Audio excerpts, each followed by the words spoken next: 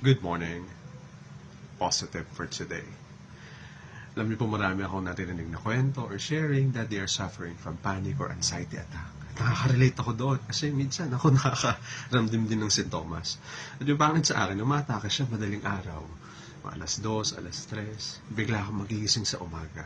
Nahirapan kang huminga, nakararamdam ka ng takot. So ayan, kapag umatake siya, mindfulness, deep breathing exercise, at nagsabay ng deep breathing exercise, sinasabi ko na pray and don't worry. God is greater than my anxiety. Paulit-ulit. At pagkatapos nung nagdadasal na ako ng Our Father. Try nyo din, baka effective sa inyo. Minsan kasi kailangan lang natin paalalahanan yung sarili natin that God is more powerful than our fear. And if symptoms persist or nagmanifest na sa katawan nyo yung sintomas ng panic attack or anxiety attack, please seek professional help. Love, love.